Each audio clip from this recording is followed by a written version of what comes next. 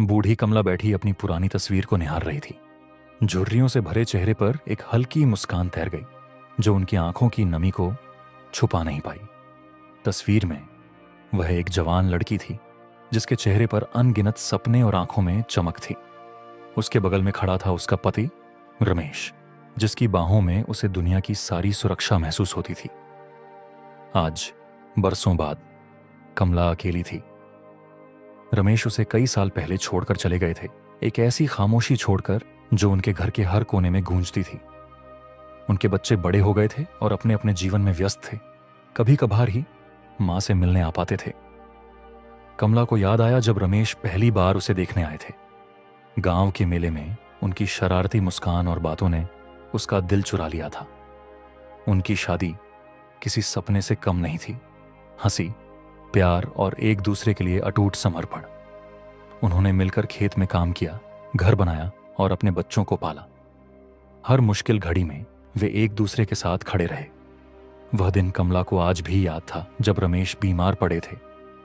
धीरे धीरे उनकी ताकत कम होती गई और कमला उन्हें देखती रही।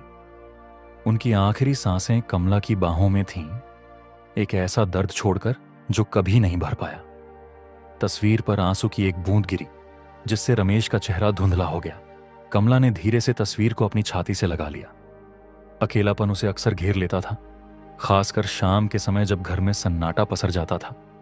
वह रमेश की आवाज सुनने के लिए तरस जाती थी, उनकी छुअन महसूस करने के लिए तरस जाती थी। कभी कभी कमला बालकनी में बैठकर तारों को देखती थी। उसे लगता था कि रमेश उनमें से किसी एक तारे में चमक रहे हैं, उसे देख रहे हैं। वह उनसे बातें करती, अपने दिन के बारे में बताती, अपनी तकलीफें साझा करती। जानती थी कि वह उसे सुन नहीं रहे, फिर भी उसे ऐसा करने से सुकून मिलता था। आज भी कमला ने तारों की ओर देखा। तुम्हारी बहुत याद आती है, उसने धीरे से कहा। उसकी आवाज में वह दर्द था जो बरसों से उसके दिल में पल रहा था। फिर भी उस दर्द में एक अजीब सी शांति भी थी।